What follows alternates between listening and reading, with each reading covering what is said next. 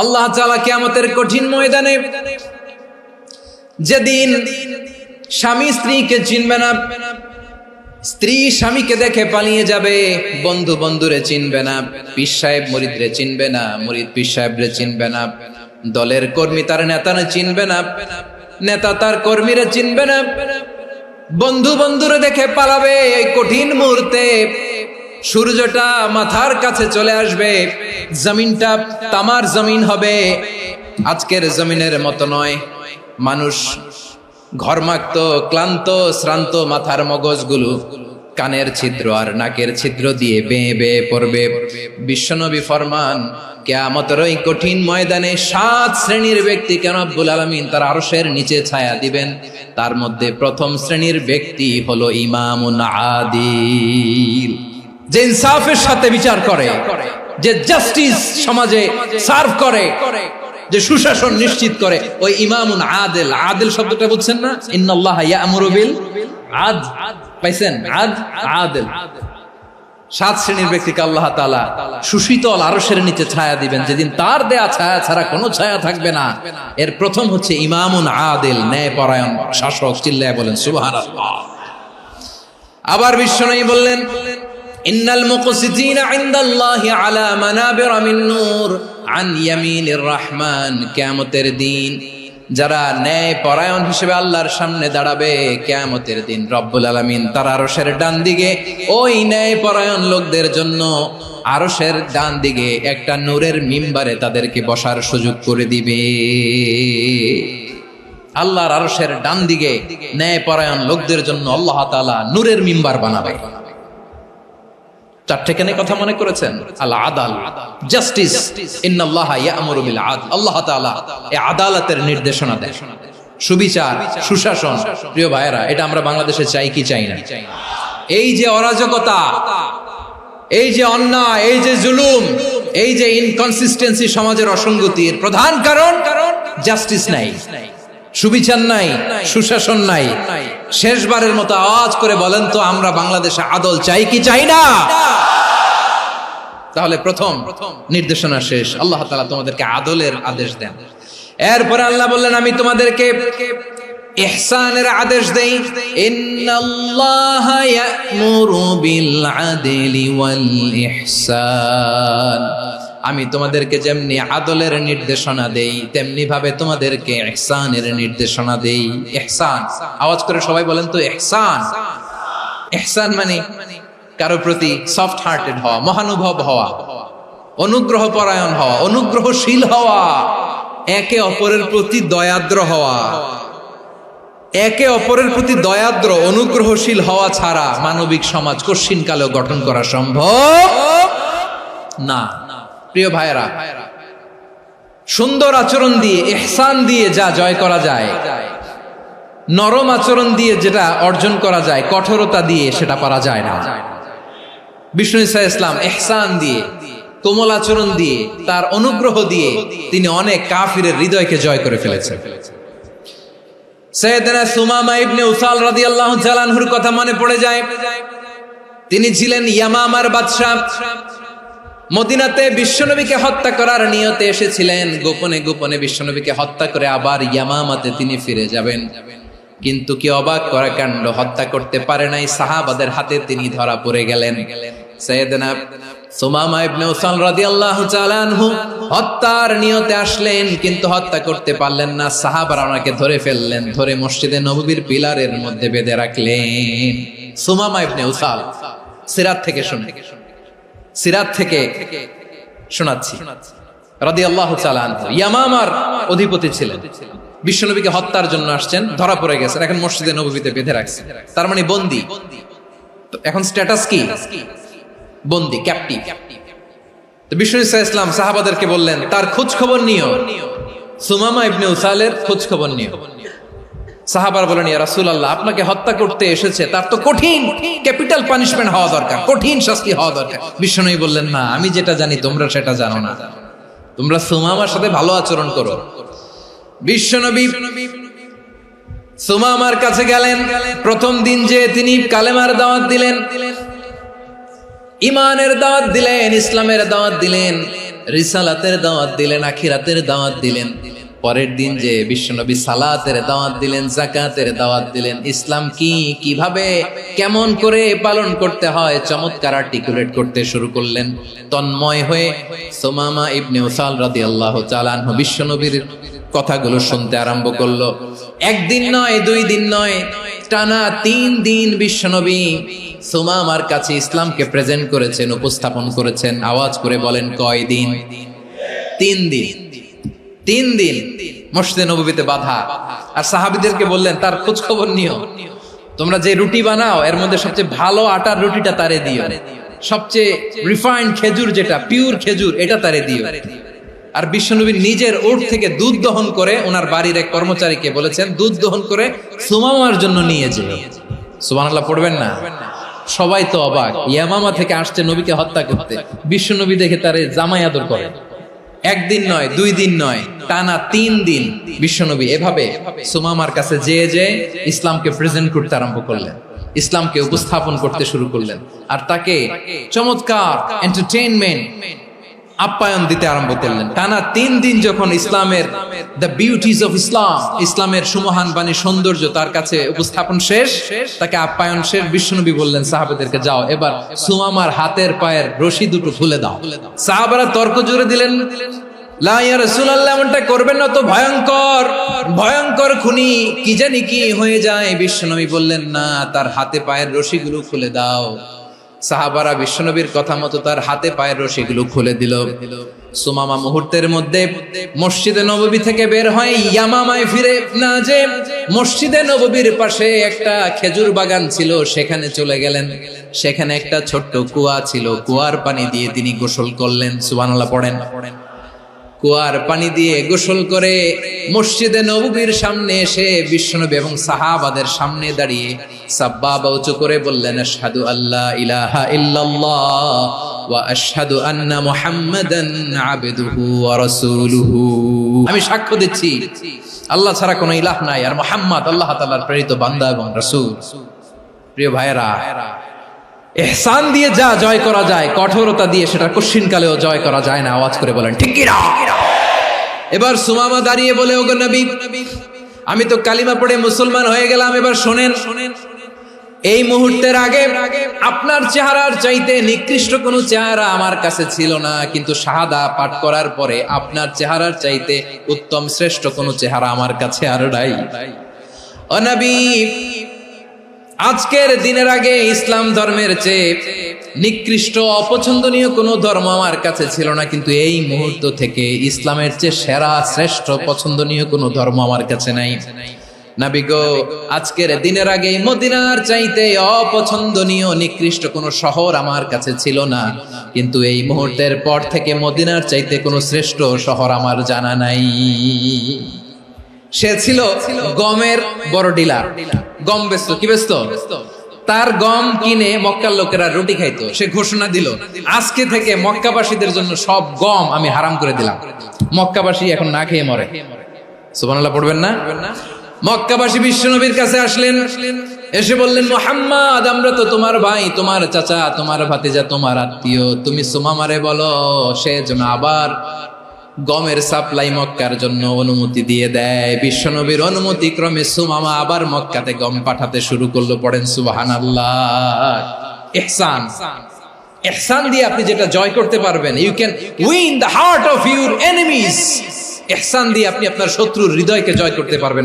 এজন্য আল্লাহ বললেন, ওয়া আনফিকু ফি সাবিলিল্লাহি ওয়া লা তুলকু বিআইদিকুম ইলাত তাহলুকা ওয়া আহসিনু ইন্নাল্লাহা ইউহিব্বুল মুহসিনিন। তোমরা আল্লাহর রাস্তায় দান করবে আর নিজেরা নিজেদেরকে ধ্বংসের হাতে ঠেলে দিও না। তোমরা একে অপরের প্রতি ইহসান করবে, কারণ ইহসানকারীদেরকে আল্লাহ বড্ড ভালোবাসেন। সুবহানাল্লাহ পড়েন। আবার সূরা রহমানে আল্লাহ বললেন, হাল জাযাউল ইহসানি ইল্লাল ইহসান ফাবিআইয়ি আলা, সবাই পড়েন ফাবিআইয়ি আলাই রাব্বিকুমা তুকাযযিবান। ইহসানের প্রতিদান হিসেবে ইহসানি হয়। বিশ্বনবী সুমামার প্রতি যেমন ইহসান করেছেন, সুমামাও ঠিক তেমন ইহসান ফিরিয়ে দিয়েছে। ঠিক কিনা বলেন? তাহলে এক নম্বরে হচ্ছে আদ, ন্যায় বিচার। দুই নম্বরে সবাই বলেন ইহসান, সদাচরণ। ইহসান দুই ধরনের প্রিয় ভাইরা, ইহসান ফিল ইবাদা, ইহসান ফিল মুআমালা। ইহসান ফিল ইবাদা হচ্ছে একাগ্র অনুভবে ইবাদতে ডুব দেওয়া, এর নাম ইবাদতের ইহসান। সুবহানাল্লাহ পড়ুন। বিশ্বনবী বলেন ইহসান মানে কি জানো নাকি? হাদিসে জিবরিলে সাইয়েদনা জিবরিল আলাইহিস সালাম বিশ্বনবীকে বললেন আখবিরনি আনিল ইহসান। নবী আমাদেরকে বলেন ইহসান মানে কি? বিশ্বনবী বললেন আনতা আবুদাল্লাহা কাআন্নাকা তারাহু ফাইন লাম তাকুন তারাহু ফাইন্নাহু ইয়ারাক। ইহসান মানে হলো এমন ভাবে তুমি আল্লাহর সামনে নিজেকে উজাড় করে ইবাদত করবে, তুমি ভাববে তুমি আল্লাহকে দেখতে পাচ্ছ। আর এটা যদি ভাবা তোমার জন্য কঠিন হয়ে যায়, অন্তত এতটুকু তুমি ভাববা যে আল্লাহ তোমাকে দেখতে পাচ্ছেন। ঠিক কিনা বলেন? ও আমার বীর চট্টলার ভাইয়েরা, কেউ যেটা দেখে না সেটা দেখে কে? এই বিশ্বাস হৃদয়ের মধ্যে আছে? নামাজে যখন দাঁড়ান এই ফিলিংসটা আনা যাবে? এসা পর্যন্ত যে আমরা হায়াত পাবো কোনো গ্যারান্টি আছে? সবাই আওয়াজ করে বলেন গ্যারান্টি আছে? গ্যারান্টি নাই। এজন্য বিষ্ণু ইসলাম বলেছে এমন ভাবে নামাজে দাঁড়াও, ইবাদত করো, মনে করো হতে পারে এটাই আমার জীবনের শেষ নামাজ। পারফর্ম দ্য সালাহ as if this is your last and final prayer. এমন ভাবে সালাতে দাঁড়াও, ভাবো হতে পারে এটাই তোমার জীবনের শেষ নামাজ। এমন ভাবে নামাজে দাঁড়াও, ভাবো এটাই শেষ নামাজ। তাহলে নামাজে একাগ্রতা বাড়ায় দিবে কে? ফলে ইবাদতের ইহসান আমাদের অর্জিত হবে। আর মুআমালাতে ইহসান হলো, বিশ্বনবী বলেন ইন্নাল্লাহা তাবারাকা ওয়া তাআলা كتب الإحسان على كل شيء فإذا قتلتم فأحسنوا القتلة وإذا ذبحتم فأحسنوا الذبح وليحد أحدكم شفرته وليرح ذبيحته। ইহসান দুই ধরনের, আওয়াজ করে বলতে হবে কয় ধরনের? একটা হচ্ছে ইহসান ফিল ইবাদা, ইবাদতে ইহসান। ইবাদতে ইহসান কি? একাগ্র অনুভব দিয়ে ইবাদত করা, মন প্রাণ দিয়ে ইবাদত করা। আর মুআমালাতে ইহসান কি? সব কাজে, দৈনন্দিন কাজে, কর্মে, সামাজিক অ্যাক্টিভিটিতে কোমলতা প্রদর্শন করা, অনুগ্রহের সাথে সবকিছু করা। আল্লাহ তাআলা ইন্নাল্লাহা তাবারাকা ওয়া তাআলা কাতাবাল ইহসানা আলা কুল্লি শাই, তিনি সবকিছুর ব্যাপারে ইহসানকে আবশ্যক করেছেন। সবকিছু, মুমিনের সব কাজে ইহসানের পরশ থাকবে। ওয়া ইযা কাতালতুম ফাহসিনুল কিতলা, বিষ্ণুই বলেন তুমি যখন কাউকে হত্যা করো ইহসানের সাথে করো। সুবহানাল্লাহ পড়বেন না? যখন হত্যা করো তখনও ইহসানের সাথে। আচ্ছা হত্যা করবো আবার ইহসান আসবে করতে করে তো মেরেই ফেলবো আমি। আল্লাহ, ও ভাই একজন খুন করেছে, খুনি, রাষ্ট্রীয় আইনে তার শাস্তি হয়েছে ডেথ পেনাল্টি, মৃত্যুদণ্ড। এখন মৃত্যুদণ্ড দেখে আপনি যেমনি মন চায় তেমনি মারবেন লোকটারে? ওর নাক কেটে ফেলতে পারবেন? ওর কান কাটতে পারবেন? ওর চোখ উপড়ে ফেলতে পারবেন আপনি? যেমন মন চায় তার অঙ্গহানি করা যাবে না। ইহসানের সাথে তাকে হত্যা করো। সুবহানাল্লাহ, this is Islam, this is the true essence of Islam. ওয়া ইযা যাবাহতুম ফাহসিনু যাবহা, যখন জবাই করবে তখনও ইহসানের সাথে জবাই করবে। করব জবাই, ওইখানেও নাকি ইহসান। আচ্ছা কুরবানির দিন আমরা পশুগুলোরে কি করি বলেন সবাই আওয়াজ করে? জবাই। জবাই মানে তো এটার মেরেই ফেলতেছি, একটু পরে তো টুকরো টুকরো করে গোশতগুলো খাবো, এটা তো খাবো, এটা তো মেরেই ফেলবে। বিষ্ণু বলে না, জবাইয়ের মধ্যেও মুমিনের জবাইয়ের ভেতরেও ইহসানের পরশ থাকা চাই। যখন জবাই করবে প্রাণীটাকে হাত পা টাইট করে বেঁধে নাও, ছুরিটাকে শার্পেন করে নাও, ধারালো করে নাও, যাতে অল্প সময়ে জবাইটা হয়ে যায়, প্রাণীটা যাতে কম কষ্ট পায়। সুবহানাল্লাহ পড়ে। দিস ইজ কল্ড ইহসান। আল্লাহ তাআলা যেমনি আদলের আদেশ করেছেন, ন্যায় বিচার, জাস্টিস এনশিওর করতে বলেছেন, সমাজে ইহসানের ব্যবহার, ইহসানের অনুশীলন তিনি করতে বলেছেন। এজন্য মুমিনের প্রতিটি কাজে, আমার চট্টগ্রামের ভাইয়েরা আমার দিকে তাকান, খেয়াল করে শুনুন, মুমিন জীবনের প্রতিটি কাজে ইহসানের পরশ থাকা চাই। আমরা যেন আমাদের পরিবারের প্রতি ইহসান করি, আমরা যেন আমাদের কর্মচারীদের প্রতি ইহসান করি, আমরা যেন আমাদের কলিগদের প্রতি ইহসান করি, আমরা যেন আমাদের ভাইদের প্রতি ইহসান করি। মুমিন জীবনের প্রতি কাজে ইহসানের পরশ থাকার দরকার আছে না নাই? কথা বুঝতে পেরেছেন? তাহলে আল্লাহ তাআলার তিনটা আদেশ ছিল, কয়টা গেল? প্রথমে কি ছিল?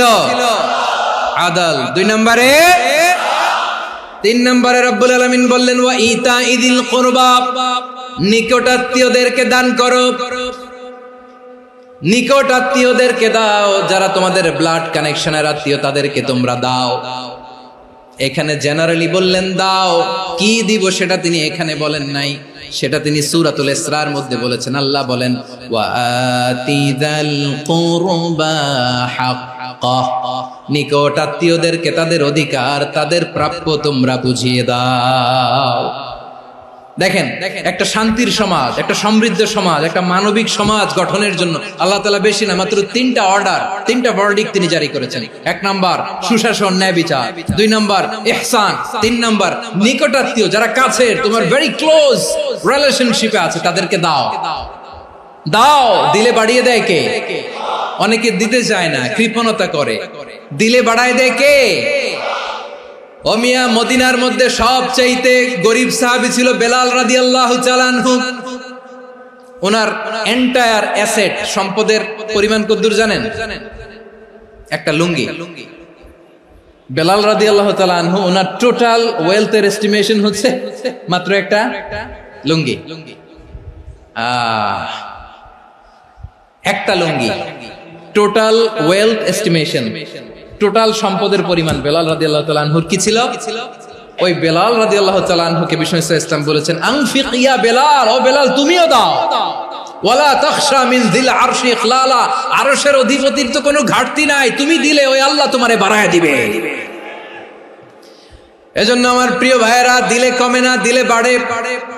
অনেকে ধরে রাখে, নতুন কিছু নিতে পারে না, হাত দিয়ে যেটা ধরে রেখেছেন এটা দিয়ে দেন, বড় একটা ধরার সুযোগ পাবেন। জোরে বলেন ঠিক কিনা? রব্বুল আলামিন বললেন 3 নাম্বার আদেশ হলো তোমাদের প্রতি সমাজটারে কেমন করে মানবিক সমাজ, সুন্দর সমাজ গড়বা। 3 নাম্বার আদেশ হলো ওয়া আতিদাল কুরবা হাক্কা, নিকটাত্মীয়দেরকে তাদের প্রাপ্য বুঝিয়ে দাও। এই নিকটাত্মীয়দেরকে তাদের অধিকার বুঝিয়ে দেওয়া, প্রাপ্য বুঝিয়ে দেওয়াতে আমাদের গাফলতি আছে না নাই? অনেকে দেখবেন অনেক আল্লাহওয়ালা, তাহাজ্জুদ গুজার, সেজদা দিতে দিতে কপালে কালো দাগ ফেলে দিছে, সে তার বোনের হকটা আদায় করে নাই, আছে না নাই? অনেক বড় হাজী সাহেব, বিশাল লম্বা দাড়ি, ছেলেরে সব দিয়ে দিছে, মেয়েরে কিছু দেয় নাই, মেয়ের হক আদায় করে নাই, আছে না নাই? এই হাজী সাহেবেরা, এই আল্লাহওয়ালারা কিয়ামতের ময়দানে আটকে যাবে। আপনি অন্যের অধিকার নষ্ট করেছেন, তাদের রাইটস কে ভায়োলেট করেছেন। এজন্য আল্লাহ তাআলা বলেন, কারো অধিকার যদি কেউ নষ্ট করে, ওই সমাজটা মানবিক সমাজ কঠিনকালেও হতে পারে না। এজন্য 3 নম্বর আল্লাহ বললেন ওয়া ইতাইদিল কুরবা, নিকটাত্মীয়দেরকে দাও। কি দিবা? তাদের অধিকার দিয়ে দাও। বোনের অধিকার বুঝিয়ে দাও, মেয়ের অধিকার বুঝিয়ে দাও, ফুফুর অধিকার বুঝিয়ে দাও। দেখবেন অনেক মায়েরা ছেলের পাতে মুরগির রান দেয়, মেয়ের পাতে দেয় মুরগির ঠ্যাং। তো মেয়ের কি মুরগির রান খেতে মনে চায় না? মনে চায় না? এমনটা করা যাবে না। নিকটাত্মীয়দেরকে অধিকার দিয়ে দাও, নিকটাত্মীয়ের সাথে সুসম্পর্ক রাখো। আদেশটা কার? এজন্য প্রিয় ভাইয়েরা, জীবনে যদি বারাকা অর্জন করতে চান, নিকটাত্মীয়দের সাথে সুসম্পর্ক রাখতে হবে, তাদের জন্য উপহার পাঠাতে হবে। বিশ্বনবী বলেন লা ইয়াদখুলুল জান্নাতা কাতে, যে ব্যক্তি আত্মীয়তার সম্পর্ককে ছিন্ন করে দেয়, সে কঠিন কালেও আল্লাহর জান্নাতে ঢুকবে না।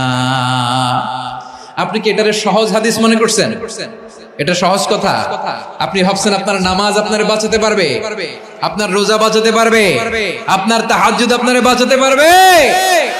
অধিকার নষ্ট করলে কিছুই আপনারে বাঁচাতে পারবে না। এজন্য নিকট আত্মীয়দেরকে দিতে হবে বেশি বেশি। বিশ্বনবী বলেন ইন্না সাদাকাতা আলাল মিসকিনি সাদাকা ওয়া আলা যির রাহিমি ইসনাতান সাদাকাতুন ওয়া সিলা। মিসকিন রে দান করলে শুধু দানের সওয়াব হয়, নিকট আত্মীয়কে দান করলে 2টার সওয়াব হয়, সাদাকার সওয়াব হয়, আবার আত্মীয়তার বন্ধন অটুট রাখার সওয়াব হয়ে যায়। আবার বিশ্বনবী বললেন মান সাররাহু আইয়ুবসাতা লাহু ফি রিজকিহি ওয়া ইনসালাহু ফি আসারিহি ফালইয়াসিল রাহিমা। যে ব্যক্তি তার রিজিকের প্রশস্ততা চায় আর হায়াতে বরকত চায়, সে যেন তার আত্মীয়ের সাথে সুসম্পর্ক রাখে। আমার প্রিয় চট্টলার ভাইয়েরা, আমাদের রিজিক বাড়ুক, এটা আমরা চাই কি চাই না? সবাই চান? হ্যাঁ, আমাদের রিজিকে প্রশস্ততা আসুক, চাই কি চাই না? আমাদের হায়াতে বরকত আসুক, আমরা চাই কি চাই না? এই দুইটা যদি চান তাহলে নিকটাত্মীয়দের সাথে সুসম্পর্ক রাখবেন। পারবেন? তাহলে সমাজটারে মানবিক সমাজ বানায় দিবে কে? তিনটা আদেশ চলে গেল। 1 নম্বরে কি ছিল? 2 নম্বরে, 3 নম্বরে নিকটাত্মীয়দেরকে দান। আল্লাহ তাআলা তিনটা জিনিসের যেমনি আদেশ করেছেন, অনুরূপভাবে তিনটা বিষয় তিনি বারণ করেছেন, নিষেধ করেছেন, ওগুলোর কাছেও যাওয়া যাবে। রাব্বুল আলামিন বলেন, ওয়ায়ানহা আনিল ফাহশাই ওয়াল মুনকারি ওয়াল বাগি। আমি যেমনি তিনটি বিষয়ে আদেশ করলাম, অনুরূপভাবে তিনটি বিষয়ে বারণ করলাম, নিষেধ করলাম। আমার 1 নাম্বার নিষেধাজ্ঞা হলো অশ্লীলতার প্রতি। ফাহশা, ওয়ায়ানহা আনিল ফাহশা, আল্লাহ তাআলা অশ্লীলতাকে নিষেধ করেছেন। কোন জিনিসকে? সবাই বলুন, কোন জিনিসকে? যত ধরনের, যত টাইপের, যত ক্যাটাগরির অশ্লীলতা হতে পারে, সব অশ্লীলতাকে হারাম করেছেন কে? ফাহশা মানে কি? কথায়, কাজে, আচরণে, কমেন্ট, ফেসবুকের কমেন্টসে যত ধরনের নোংরামো আছে, যত ধরনের অশ্লীলতা আছে, এটাকে আরবিতে বলে ফাহশা। রাব্বুল আলামিন বলেন, কুল ইন্নামা حرم ربي الفواحش ما ظهر منها وما بطن।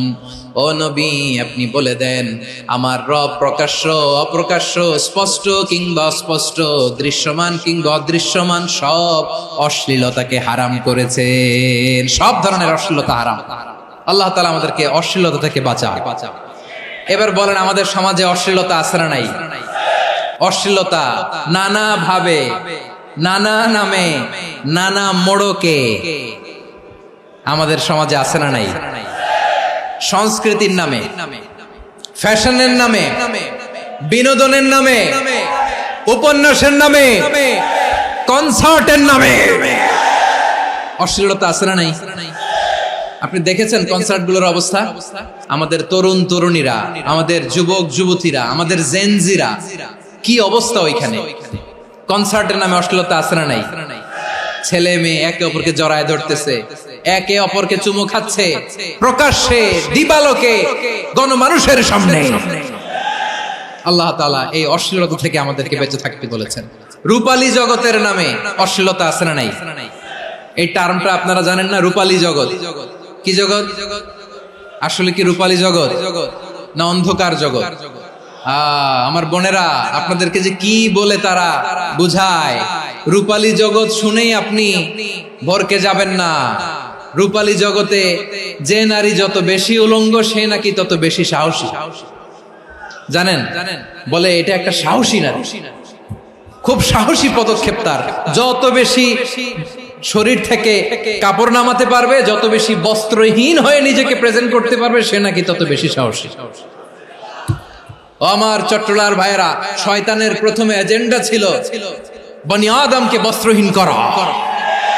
সে আদম এবং হাওয়া আলাইহিস সালামকে নিষিদ্ধ গাছের ফল খাইয়ে তাদেরকে বস্ত্রহীন করেছে। এই জামিনেও সে আমাদেরকে বস্ত্রহীন করতে চাইবে। এই রূপালী জগতের নামে তারা এটা করে। আমার প্রিয় বোনেরা, আপনি জানেন না আপনার দাম কত? ওরা আপনাদেরকে বিজ্ঞাপনের সস্তা পণ্য বানাতে চায়। ওরা আপনাদেরকে ওদের ভোগের লিপসার টুলস বানাতে চায়। ওরা আপনাদেরকে দিয়ে ওদের খায়েশ পূরণ করতে চায়। এটা আপনাদের জন্য মোটেও ডিগনিটি নয়, এটা আপনাদের জন্য সম্মান নয়।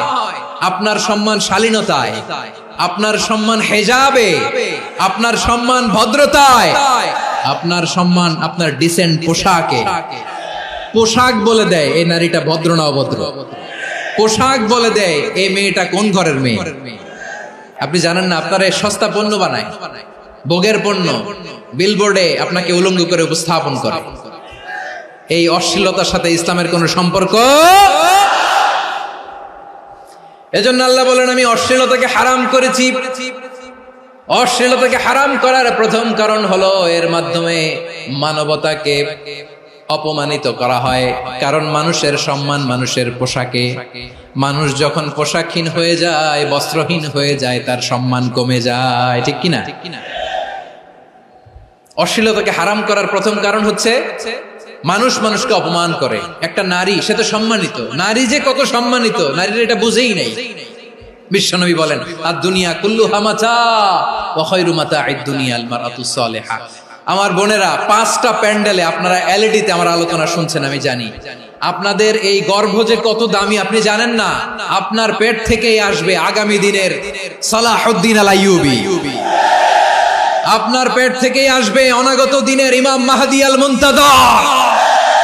আপনার পেট থেকেই আসবে অনাগত দিনের ফয়সাল, ওয়াসিম, মুগ্ধ, আবু সাইদের মতো বীর যোদ্ধা। আমার প্রিয় বোনেরা, আমার প্রিয় বোনেরা, বিশ্বনবীর কথার ওজন খেয়াল করেন। আদ-দুনিয়া কুল্লুহা মাতা ওয়া খায়রু মাতা'আদ দুনিয়া আল মারআতুস সালিহা। দুনিয়ার সবকিছুই অ্যাসেট, এর মধ্যে সবচেয়ে দামি অ্যাসেট নেককার নারী। আপনার গর্ভ যে কত দামি আপনি জানেন না। নিজের সময়টাকে কাজে লাগান, কোরআন পড়েন, সুন্নাহ পড়েন। আপনার অনেক দায়িত্ব ঘরে। You are the MD of your family. একটা family it's a very big institution. পরিবার একটা অনেক বড় প্রতিষ্ঠান, and you are the MD of your institution. আপনি এই পরিবারের MD, managing director of your family. এখানে আপনার কত দায়িত্ব। আপনি ছেলে মেয়েদেরকে তারবিয়া করবেন, আপনি আপনার স্বামীর জন্য ঘরটারে জান্নাতের নীর বানাবেন, আপনার জন্য জান্নাতের ডুপ্লেক্স বাড়ি ওইখানে তৈরি করে রাখবে কে? আপনি যে কত দামি আপনি জানেন না। নারীদেরকে আল্লাহ বানিয়েছেন উচ্চতর করে, নিম্নতর নয়। নারীদেরকে ছোট্ট জিনিস দিলে এটার বড় করে দেয়। নারীদেরকে ভ্রূণ দিলে, শুক্রাণু দিলে নারী এটারে বাচ্চা হিসেবে উপহার দেয়, ঠিক কিনা? বিয়ের মাধ্যমে স্বামী যখন তার শুক্রাণু তার স্ত্রীকে উপহার দেয়, স্ত্রী রিটার্নে কি উপহার দেয়? ফুল ফর্ম বেবি, মানব সন্তান। দেখছেন, আপনি দিলেন একটুকুনি, দিছে বিশাল। আপনি যদি নারীকে বাজার এনে দেন, নারী এটাকে সুস্বাদু খাবারে রূপান্তর করে দেয়। আপনি তাকে একটা মুচকি হাসি দিয়ে দেন, সে তার কলিজা দিয়ে দেয়। কিন্তু যদি আপনি তার মনে কষ্ট দেন, সে আপনার জীবনকে জাহান্নাম বানায়া দেন। নারীর মন বুঝতে পারলে নেয়ামত, বুঝতে না পারলে কিয়ামত। আমার প্রিয় বোনেরা, আপনি যে কত দামি আপনি জানেন না। অনেক দামি আপনি। আপনাদেরকে যেন ভোগের সস্তা পণ্য বানাতে না পারে, আপনাদেরকে সচেতন থাকতে হবে। তাহলে কেন আল্লাহ তাআলা এই ফাহশা, অশ্লীলতাকে হারাম করলেন? 1 নাম্বার, এতে হিউম্যান ডিগনিটি কমে। 2 নাম্বার, এতে মানুষের অধিকার নষ্ট হয়। আপনি বিয়ে করেছেন, এরে পরকিয়া করেন, ওর সাথে এরকম আছে না নাই? স্ত্রীর অধিকার নষ্ট করেছেন। আপনি বিবাহ সম্পর্কে আবদ্ধ হয়েছেন তার সাথে, আপনি পরকিয়া করেন ওই ছেলের সাথে, আপনি আপনার হাজবেন্ডের সাথে বিট্রে করেছেন। এজন্য আল্লাহ অশ্লীলতাকে হারাম করেছেন। অশ্লীলতাকে হারাম করার আরেকটা কারণ হচ্ছে আল্লাহ তাআলা এই হিউম্যান জেনারেশনকে এটাকে প্রিজার্ভ করতে চায়। হিফজুন নাসল, এটা মাকাসিদুশ শরিয়ার অনেক গুরুত্বপূর্ণ একটা মাকাসিদ, অনেক গুরুত্বপূর্ণ। আপনার নাসল, আপনার জেনারেশনকে সংরক্ষণ করা। এই যে আসতেছে ফেব্রুয়ারি, কত ফেব্রুয়ারি জানো? এটা কি বিশ্ব ভালোবাসা দিবস? হ্যাঁ, কি দিবস? এই বিশ্ব ভালোবাসা দিবসের সাথে মুসলমানদের কোনো সম্পর্ক নাই। আমার প্রিয় ভাইরা, এই যে আপনি অবৈধ সম্পর্কে জড়ালেন, কেন আল্লাহ অশ্লীলতাকে হারাম করেছে দেখেন। বলতেছিলাম যে এটা আপনার নাসল, আপনার জেনারেশন, আপনার লিনিয়েজ, আপনার বংশকে প্রিজার্ভ করা। কে কার বাবা, কে কার মা, বাবা মা জানা, প্রজন্মকে প্রিজার্ভ করা, এটা ইসলাম ওয়াজিব করে দিয়েছে। এই যে অবৈধ সম্পর্কের কারণে, বিশ্ব বেহায়া দিবসের কারণে, এগুলোর আউটকাম, আউটপুট হিসেবে মাঝে মাঝে এই ঢাকা মেডিকেলের ডাস্টবিনে নবজাতকের বাচ্চার কান্নার আওয়াজ শুনতে পাওয়া যায়। চট্টগ্রাম মেডিকেলের ডাস্টবিনে নবজাতকের কান্না শুনতে পাওয়া যায়। বীর চট্টলার মুসলমানেরা বুঝতে পারলে আওয়াজ করে বলেন, এই যে চট্টগ্রাম মেডিকেলে যে নবজাতকটা পাওয়া গেল, ওর বাবাকে আমাকে বলেন, ওর মাকে, ও কোন ফ্যামিলির সন্তান কেউ জানে? আপনি হিউম্যান ডিগনিটিকে অপমান করেছেন না? আপনি তার ভবিষ্যৎকে অন্ধকার করেছেন না? আপনি তার লিনিয়েজকে প্রশ্নবিদ্ধ করে দিয়েছেন না? এই জন্য আল্লাহ তাআলা অশ্লীলতাকে আমাদের জন্য হারাম করে দিয়েছেন। পড়েন সুবহানাল্লাহ। এই জন্য রব্বুল আলামিন বলেন, কুল ইন্নামা হারাম রাব্বিয়াল ফাওয়াহিশা মা যাহারা মিনহা ওয়া মা বাতান। প্রকাশ্য অপ্রকাশ্য সব অশ্লীলতাকে হারাম ঘোষণা করে দিয়েছে কে? আবার দুনিয়ার বুকে যারা অশ্লীলতার প্রসার করে তাদের জন্য শাস্তি মজুদ রেখেছে কে? রব্বুল আলামিন বলেন, ইন্নাল্লাযীনা ইউহিব্বুনা আন তাশিআল ফাহিশাতু ফিল্লাযীনা আমানু লাহুম আযাবুন আলীমুন ফিদ দুনিয়া ওয়াল আখিরাতি ওয়াল্লাহু ইয়ালামু ওয়া আনতুম লা তা'লামুন। নিশ্চয়ই যারা বিশ্বাসীদের মাঝে অশ্লীলতার প্রচার প্রসার করতে চায় তাদের জন্য আমি মর্মন্তুদ শাস্তি প্রস্তুত করে রেখেছি, দুনিয়াতেও রেখেছি, আখিরাতেও রেখেছি। ঘোষণাটা কার? যারা এই নাটকের নামে, সিনেমার নামে, রূপালী জগতের নামে, মুভির নামে, ওটিটি প্ল্যাটফর্মের নামে আমার সমাজে অশ্লীলতা ছড়াতে চায় তাদের জন্য কঠিন মর্মন্তুদ শাস্তি মজুদ রেখে দিয়েছে কে?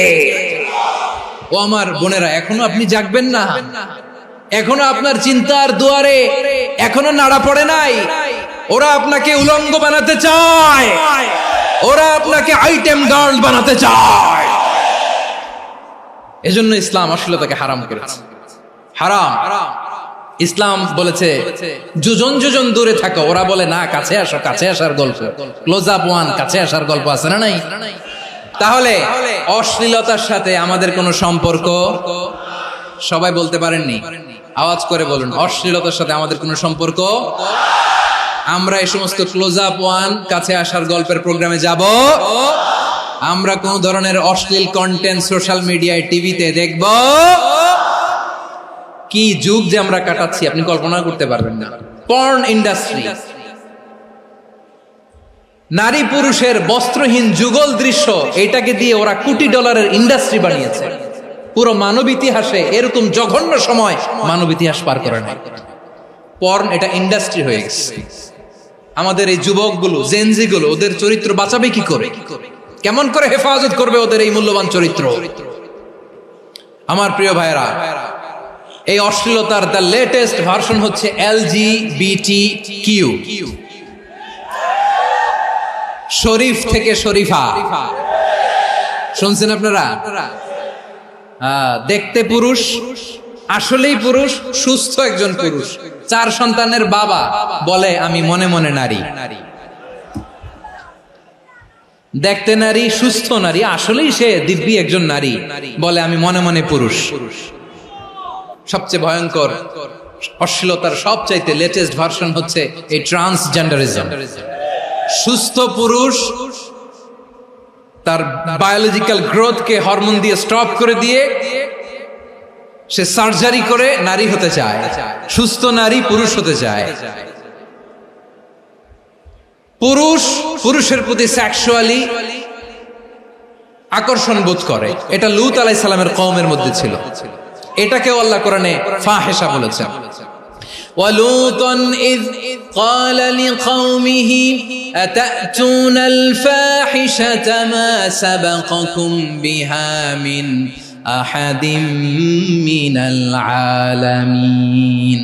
লূত আলাইহিস সালাম বললেন, তোমরা কি এমন এক অশ্লীল কার্যক্রমে ডুব দিলে নাকি যেটা গোটা বিশ্বের কেউ কখনো করে নাই, তোমরাই প্রথম করেছো? পড়েন না আউযুবিল্লাহ।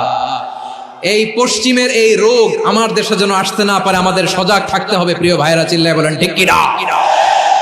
পশ্চিমের অবস্থা ভয়ঙ্কর। পাশ্চাত্যে, আমি যুক্তরাষ্ট্রে ছিলাম অনেকদিন, কয়েক মাস, বিভিন্ন স্টেটে ঘুরেছি। গার্ডিয়ানরা উদ্বিগ্ন, ছেলে মেয়েদেরকে, ছোট্ট ছেলে মেয়ে, ওদেরকে জিজ্ঞেস করে, তুমি how do you feel right now inside yourself? তুমি ভিতরে ভিতরে কেমন ফিল করো? তোমার কি ছেলে ছেলে লাগে না মেয়ে মেয়ে লাগে? আচ্ছা বলেন, এই ছোট্ট বাচ্চাটাও কি এগুলো জেন্ডার অ্যাসাইনমেন্ট বলতে এগুলো কিছু বুঝে? এইভাবে মিসগাইড করা হচ্ছে। কৌতূহল বশত ছোট্ট ছেলে যদি বলে আমার তো মেয়ে মেয়ে লাগে, তখন বলে যে না তুমি মেয়ে, ছেলে না। মা বাবা বাধা দিলে ওকে আলাদা গভর্নমেন্ট হাউসে নিয়ে যায়। ভয়ঙ্করতম অবস্থা। আমরা একটা সময় শুনতাম যে হুজুর আমার ছেলেটা খুব ভালো, হাফেজে কোরআন, আল্লাহওয়ালা। হুজুর আমার ছেলে দাড়ি রাখছে, আল্লাহওয়ালা। হুজুর আমার ছেলে 5 ওয়াক্ত সালাত জামাতের সাথে পড়ে, তার মানে আল্লাহওয়ালা। পশ্চিমে যে আমি কি শুনছি জানেন? ওরা বলে হুজুর আমার ছেলেটা ইউনিভার্সিটির একটা মেয়ের সাথে প্রেম করে, ও খুব আল্লাহওয়ালা, হুজুর দোয়া করবেন। এর কারণ ওদের কাছে আল্লাহওয়ালার ক্রাইটেরিয়া হচ্ছে, হুজুর আমার ছেলেটা আরেক ছেলেরে পছন্দ করে নাই, আমার মেয়েটা আরেক মেয়েকে ভালোবাসে নাই, এজন্য আমার ছেলেটা আল্লাহওয়ালা, হুজুর ওর জন্য একটু দোয়া করে দিয়ে। কি চ্যালেঞ্জ ওরা ফেস করতেছে। ওনার ছেলে যে আরেক ছেলেরে বিয়ে করবে না, এটাতেই উনি খুশি যে আলহামদুলিল্লাহ আমার ছেলেটা একটা মেয়েরে ভালোবাসে, আমার মেয়েটা একটা ছেলেরে ভালোবাসে, মানে এটা খুব আল্লাহওয়ালা। নাউজুবিল্লাহ পড়তে পারলেন না? এজন্য অশ্লীলতার সাথে আমাদের কোন সম্পর্ক। রব্বুল আলামিন বলেন ওয়ায়ানহা আনিল ফাহশাই ওয়াল মুনকারি ওয়াল বাগি, তিনটা জিনিসকে আমি নিষিদ্ধ করলাম। এক নাম্বার হলো ফাহশা, অশ্লীলতা। দুই নম্বরে হলো মুনকার, সমস্ত মন্দ কাজ। মুনকার মানে হচ্ছে যত মন্দ কাজ, খারাপ কাজ, বাজে কাজ, এটার বলে মুনকার। এটার কি বলে? আপনারা পড়ছেন না, তা'মুরুনা বিল মা'রুফি ওয়া তানহাউনা আনিল মুনকার। সৎ কাজের আদেশ, অসৎ কাজের নিষেধ। মুনকার, মুনকার হচ্ছে মানুষের স্বাভাবিক বিবেকবোধ যেটাকে খারাপ বলে, ওইটাই মুনকার। পৃথিবীর সব আসমানি গ্রন্থ যেটাকে খারাপ বলেছে, মানুষের স্বাভাবিক বিবেকবোধ যেটাকে খারাপ বলেছে, এগুলো সব মুনকার। যেমন ইফতিজিং, এটা কি ভালো না খারাপ? মজুদদারি, খাদ্যে ভেজাল দেওয়া, ওজনে কম দেওয়া, মাছে ফরমালিন মিশানো, চাঁদাবাজি, টেন্ডারবাজি, দখলবাজি, এগুলো আমাদের স্বাভাবিক বিবেকেই বলে এগুলো খারাপ, এগুলো হচ্ছে মুনকার। আল্লাহ তাআলা এই মুনকার থেকে আমাদেরকে বেঁচে থাকতে বলেন, আর শয়তান এই মুনকারের প্রতি আমাদেরকে উদ্বুদ্ধ করে। আল্লাহ তাআলা বললেন, ইয়া আইয়ুহাল্লাযীনা আমানু লা তাত্তাবিউ খুতুওয়াতিশ শাইতান ওয়া মান ইয়াত্তাবি' খুতুওয়াতিশ শাইতানি ফাইন্নাহু ইয়া'মুরু বিল ফাহশাই ওয়াল মুনকার। আল্লাহ বললেন, আমার গোলামেরা শোনো শোনো, ও আমার বিশ্বাসী বান্দারা খবরদার, তোমরা কশিনকালেও শয়তানের পদাঙ্ক অনুসরণ করবে না, কারণ শয়তান তোমাদেরকে অশ্লীলতা এবং মন্দ কাজের দিকে উদ্বুদ্ধ করে। আমাদের কাজ হচ্ছে শয়তান আমাদেরকে যেদিকে নিতে চায় আমরা তার উল্টা দিকে যাব। শয়তান এই মন্দ কাজকে আমাদের কাছে বিউটিফাই করে, চাকচিক্যময় করে আমাদের সামনে উপস্থাপন করে। এজন্য আল্লাহ বলেন মুনকারকে থামাতে হবে, মুনকার প্রতিরোধ করতে হবে। মুনকার প্রতিরোধের দায়িত্ব শুধু আমাদের নাকি? শুধু আপনার খতিব সাহেবের, ইমাম সাহেবের, নাকি মুসলিম উম্মার সবার? আওয়াজ করে বলুন, মুনকার অসৎ কাজ প্রতিরোধের দায়িত্ব কার? রাব্বুল আলামিন বলেন, কুনতুম খায়রা উম্মাতিন উখরিজাত লিন-নাসি তা'মুরুনা বিল মা'রুফি ওয়া তানহাউনা আনিল মুনকার। তোমাদেরকে শ্রেষ্ঠ জাতি করে জমিনের মধ্যে আবির্ভূত করা হয়েছে, যাতে করে তোমরা জমিনের ভেতরে সৎ কাজের আদেশ করতে পারো আর অসৎ কাজের নিষেধ করতে পারো। উম্মাহ, কুনতুম খায়রা, তাহলে গোটা উম্মার দায়িত্ব, এটা বুঝতে পারছেন তো? আচ্ছা, আরো নিচে আসেন। এরপরে আল্লাহ বললেন, শুধু উম্মাহ না, এই জমিনের রাজত্ব আমি যাদের হাতে দেই, এই জমিনের মালিক আমি যাদেরকে বানিয়ে দেই, যাদেরকে আমি সরকারের দায়িত্ব দেই, তাদেরকেও মুনকার প্রতিরোধের দায়িত্ব দিয়েছে কে? আল্লাহ বলেন, যারা ক্ষমতার মসনদে বসেছে তাদেরকে 4 দফা কর্মসূচি আমি আল্লাহ দিলাম। আওয়াজ করে বলেন, কয় দফা? আল্লাহ বলেন, আল্লাযীনা ইম্মাক্কান্নাহুম ফিল আরদি আকামুস সালাতা ওয়া আতাউয যাকাতা ওয়া আমারু বিল মা'রুফি ওয়া নাহাউ আনিল মুনকার ওয়ালিল্লাহি আকিবাতুল উমুর। যারা এই জমিনের উত্তরাধিকার হয়েছে তারা 4 দফা কর্মসূচি নিয়ে সামনে আগাবা। সালাত কায়েম করবা, যাকাত আদায় করবা, সৎ কাজের আদেশ দিবা, অসৎ কাজ থেকে মুনকার প্রতিরোধ করবা। আদেশটা কার? আমার প্রিয় চট্টলার ভাইরা, পুরো উম্মার দায়িত্ব মুনকার প্রতিরোধ করা, সরকার প্রধানের দায়িত্ব মুনকার প্রতিরোধ করা। এরপর আল্লাহ বলেন, প্রতিটা ফ্যামিলির যিনি প্রধান সিইও বাবা, প্রত্যেক বাবারও দায়িত্ব এই মুনকার প্রতিরোধ করা। আওয়াজ করে বলেন ঠিক কি না? যেমনটি সাইয়েদনা লুকমান আলাইহিস সালাম ওনার কলিজার টুকরা সন্তানকে আদেশ করেছেন, ইয়া বুনাইয়া আকিমিস সালাতা ওয়া'মুর বিল মা'রুফি ওয়ানহা আনিল মুনকার। পড়েন সুবহানাল্লাহ। বাবা ছেলেকে সবক দিচ্ছে। লোকমান আলাইহিস সালাম ছেলেকে বলতেছে, ওরে আমার কলিজার টুকরা সন্তান, ওরে আমার বাছা, নামাজ কায়েম করবা, সৎ কাজের আদেশ দিবা, আর মুনকার প্রতিরোধ করবা, অসৎ কাজ, সমাজ থেকে খারাপ কাজকে ঝেঁটে বিদায় করে দিবা। তাহলে দেখেন আমি স্টেপ বাই স্টেপ নামলাম। পুরা উম্মার দায়িত্ব, জমিনের উত্তরাধিকারী আল্লাহ যাদেরকে বানিয়েছেন সরকার, তাদের দায়িত্ব, প্রতিটি ফ্যামিলির প্রধানের দায়িত্ব, এরপরে বিশ্বনবী বলেন সচেতন প্রতিটি মুসলিমের দায়িত্ব সমাজ থেকে মুনকারকে উৎখাত করা।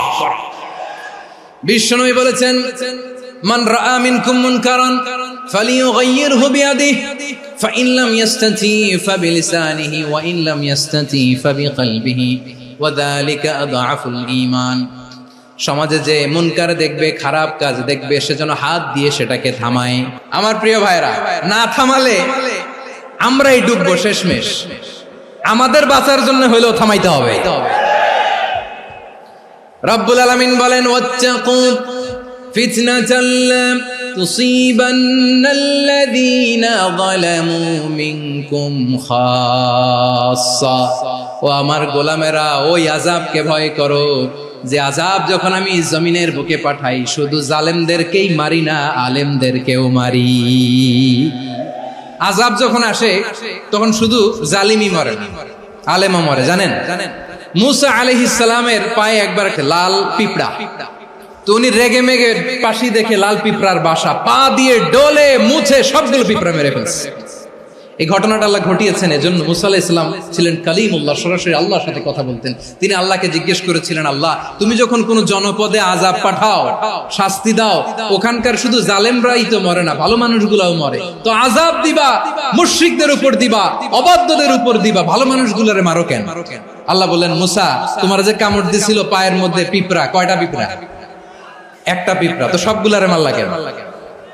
রেগে মেগে পুরো পিঁপড়ার বাসা ভেঙে মেসাকার করলা কেন? আমি যখন অ্যাকশনে যাই, আমি যখন শাস্তি দেই, তখন এত বাস বিচার করা হয় না, বাস বিচার করা যায় না। যখন অ্যাকশনে যাওয়া হয়, ওইটা ডাইরেক্ট অ্যাকশন হয়ে যায়। চিল্লায় বলো ঠিক কি না? এজন্য আমাদের বাঁচার জন্য হলেও এই পাপ থামাতে হবে, এই শয়তানের অট্টহাসি থামাতে হবে, অন্যায় অপরাধ সমাজ থেকে আমাদের থামাতে হবে। কারণ আযাব আসলে ওরাও মরবে, আমরাও মরব। একটা জাহাজ 2 তলা, আপনি আছেন 2য় তলায়। নিচের তলার কিছু লোক জাহাজের তলা ছিদ্র করতে আরম্ভ করছে। কি ছিদ্র করতেছে? আচ্ছা, জাহাজের তলা ছিদ্র করলে তলা দিয়ে কি ঢুকে? এখন আপনি যদি বলেন আমার কি, আমি তো 2 তলায়, আমি তো ভালো আছি, ওরা ছিদ্র করে ওরা মরবে। আসলে কি শুধু ওরা মরবে? তলা দিয়ে যখন পানি ঢুকবে, জাহাজ ঢুকলে আপনিও মরবেন। এজন্য নিজে মরার আগে ওই পাগলগুলোর নিচতলায় যে থামাতে হবে। চিল্লায় বলেন ঠিক কি না? এজন্য আল্লাহ বললেন, মুনকার প্রতিরোধের দায়িত্ব সমাজের টপ টু বটম সবার। এজন্য মুনকার প্রতিরোধ করার দরকার আছে না নাই? সমাজে এই যে ইফটিজিং হয়, আপনার বোনের বয়সী একটা মেয়েকে কিছু বখাটে টিটকারি করে, এই বলে সেই বলে, নোংরা কথা বলে, রাস্তায় দেখেও আপনি পাশ দিয়ে না দেখার মতো চলে যান কেন?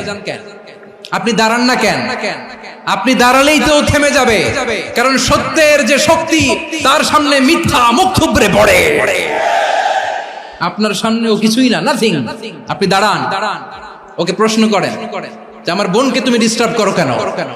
আপনাকে দেখে আরো 5 জন দাঁড়াবে, 5 জনকে দেখে আরো 10 জন দাঁড়াবে। আমাদের নীরবতা আর আমাদের নিশ্চুপ থাকাই জালিমদেরকে আরো শক্তিশালী জালিম বানিয়েছে। এজন্য মুনকার প্রতিরোধের দায়িত্ব আমাদের সবার। টেন্ডারবাজি, চাঁদাবাজি, দুর্নীতি, অপরাধ, দখলদারিত্ব, মজুদদারি, এগুলো সবকিছু একসাথে প্রতিরোধ করতে হবে। ঠিক কিনা বলেন? একটা মানবিক সমাজ যদি চাই, প্রতিরোধ করতে হবে। প্রিয় ভাইয়েরা, আল্লাহর শপথ নিয়ে বলি, এই নাসিহাত গুলো সবার জন্য, সব দলের জন্য, সব মতের মানুষের জন্য। আমরা কোনো দলের প্রতি মানুষকে ডাকি না, আমরা ডাকি ইসলামের দিকে। সব দলের, সব মতের, সব মানুষদেরকে আমরা আহ্বান জানাই, আসুন আমরা একটা সুন্দর সমাজ বিনির্মাণ করি। এই যে নতুন বাংলাদেশের এক সুযোগ এসেছে, আর জীবনে হয়তো আসবে না, সামনের 100 বছর এই সময় আসবে না। আসুন দেশটাকে আমরা সাজাই, আসুন আমরা দুর্নীতি বন্ধ করি, আসুন আমরা চাঁদাবাজি বন্ধ করি, আসুন আমরা দখলদারিত্ব বন্ধ করি, আসুন আমরা এক দল আরেক দলকে নিশ্চিহ্ন করার যে রাজনীতি, এটা বন্ধ করি। সব দলের প্রতি আমার আহ্বান, আমরা চাঁদাবাজ মুক্ত বাংলাদেশ চাই, জুলুম মুক্ত বাংলাদেশ চাই, ফ্যাসিজম মুক্ত বাংলাদেশ চাই, গুণ খুন খারাপি মুক্ত বাংলাদেশ চাই, আমরা নতুন ভোরের বাংলাদেশ চাই। ওই বাংলাদেশ পাওয়ার জন্য মুনকার প্রতিরোধে, অন্যায় প্রতিরোধে যদি বাঘের বাচ্চার মতো, আবু সাইদের মতো দুই হাত উঁচু করে বুককে টান টান করে প্রসারিত করে দাঁড়াতে হয়, রাজি আছো মুসলমান? রাব্বুল আলামিন বলেন ওয়ায়ানহা আনিল ফাহশাই ওয়াল মুনকারি ওয়াল বাগি ইয়াইযুকুম লাআল্লাকুম তাযাক্কারুন। আল্লাহ বললেন আমি অশ্লীলতাকে নিষেধ করি, আমি সব ধরনের মন্দ কাজকে নিষিদ্ধ করি, সব শেষে আমি সীমা লঙ্ঘনকে তোমাদের জন্য নিষিদ্ধ করি। নিষিদ্ধ করেছেন কয়টা জিনিস? এক নম্বরে অশ্লীলতা, দুই নম্বরে মুনকার তথা সব মন্দ কাজ, তিন নম্বরে আল বাগি সীমা লঙ্ঘন, ক্রসিং দ্য লিমিট। সীমা লঙ্ঘন করা ভালো না। We all should know all limits. চিল্লায় বলেন ঠিক কিনা? একই আয়াতে আল্লাহ বললেন কুল ইন্নামা হারামা রাব্বিয়াল ফাওয়াহিশা মা যাহারা মিনহা ওয়া মা বাতানা ওয়াল ইসমা ওয়াল বাগিয়া বিগাইরিল হক। অন্যায় ভাবে যে অবাধ্য হয়, যে সীমা লঙ্ঘন করে, তাদেরকেও আমি এটা হারাম করে দিলাম। সীমা লঙ্ঘন করা হারাম। আল্লাহ বারবার বারবার আমাদেরকে ওয়ার্নিং দেয়। যখন আমরা থামি না তখন আল্লাহ ধরে, আর যখন ধরে তখন ছাড়ে না। ধরে ধরে ধরে না, ধরলে আল্লাহ। ফেরাউনকে কিন্তু হুট করে ধরে নাই, আপনারা জানেন 9 বার ওয়ার্নিং দিয়েছে। ফেরাউনকে আল্লাহ তাআলা ওয়ার্নিং দিয়েছিল কয়বার? রাব্বুল আলামিন বলেন ওয়ালাকাদ আতাইনা মূসা 9 আয়াতিন বাইয়িনাত। 9টা মুআজিজা দেখিয়েছি, 1 2 3 বারবার এইভাবে রিমাইন্ডার, ওইভাবে রিমাইন্ডার, এইভাবে নসিহত, ওইভাবে দাওয়া। ফাকুলা লাহু কাওলান লাইয়িনা, নরম করে বলো, সফট করে বলো, যত ওয়ে হতে পারে দাওয়া মেথডোলজি। মুসা আলাইহিস সালামের সব অ্যাপ্লাই শেষ, 10ম বারে যে আল্লাহ ধরছে। 10ম বারে যে ধরেছে। এজন্য আল্লাহ বলেন আমি সীমা লঙ্ঘনকে পছন্দ করি না। কোরআনের অন্য আয়াতে বাগীকে বলা হয়েছে আল ইতিদা। সীমা লঙ্ঘন যারা করে তাদেরকে আল্লাহ বলেছেন মুতাদিন। ওয়াকাতিলু ফি সাবিলিল্লাহিল্লাযীনা ইউকাতিলুনাকুম ওয়া লা তা'তাদু ইন্নাল্লাহা লা ইউহিব্বুল মুতাদিন। আমি সীমা লঙ্ঘনকারীদেরকে কোশ্চিনকালেও পছন্দ করি না। আমরা যেন সীমা লঙ্ঘন না করি, রাজি আছেন তো? যে কোনো ক্ষেত্রে ইবাদতে যেন সীমা লঙ্ঘন না করি। অনেকে আমরা ইবাদতে সীমা লঙ্ঘন করে ফেলি। বিশ্বনবী সাল্লাল্লাহু আলাইহি ওয়াসাল্লাম যেটা শিখিয়েছেন এর বাইরে যে অতিরিক্ত বুজুর্গ হতে চায়, এরকম আছে না নাই? কোন ক্ষেত্রেই সীমা লঙ্ঘন করা যাবে, এমনকি যুদ্ধ ক্ষেত্রেও না। বিষ্ণু ইসলাম বলেন খবরদার যুদ্ধ ক্ষেত্রেও সীমা লঙ্ঘন করো না। কি সুন্দর ইসলাম আমরা পেয়েছি। বিশ্বনবী বলেন খবরদার যুদ্ধের ময়দানে কোনো নারীর গায়ে হাত তোলো না, কোনো শিশুর গায়ে হাত তোলো না, কোনো গবাদি পশু হত্যা করো না, কোনো শস্য ক্ষেত্র ধ্বংস করো না, ইবাদতরত অন্য ধর্মের কোনো সন্ন্যাসীর গায়ে হাত তোলো না। বলেন সুবহানাল্লাহ। তাহলে আমরা সীমা লঙ্ঘন করতে পারবো? প্রিয় ভাইরা, একটা সুখী, সমৃদ্ধ, শান্তির সমাজ, মানবিক সমাজ যদি আমরা গঠন করতে চাই, আমাদের আল্লাহর দেয়া কয়টা আদেশ মানতে হবে বলেন দেখি? আর বেঁচে থাকতে হবে কয়টা জিনিস থেকে? আল্লাহর আদেশ কি? 1 নাম্বার আদাল, ন্যায়পরায়ণতা। আমরা সুবিচার, সুশাসন, ন্যায় বিচার চাই কি চাই না? 2 নম্বরে কি ছিল? মাশাআল্লাহ, আমরা যেন সবার প্রতি দয়া পরবশ হই, ইহসান করি। 3 নম্বরে কি ছিল? নিকটাত্মীয়দের দান করা, তাদের অধিকার প্রাপ্য বুঝিয়ে দেওয়া। পাশাপাশি 3টা জিনিস থেকে আল্লাহ বারণ করেছেন, নিষেধ করেছেন। তার প্রথমটা ফাহশা, অশ্লীলতা। অশ্লীলতার সাথে আমাদের কোনো সম্পর্ক। 2 নম্বর নিষেধাজ্ঞা কি ছিল? আল মুনকার, সমাজের যত মন্দ কাজ এগুলোকে আমরা প্রতিরোধ করব। রাজি আছেন তো সবাই?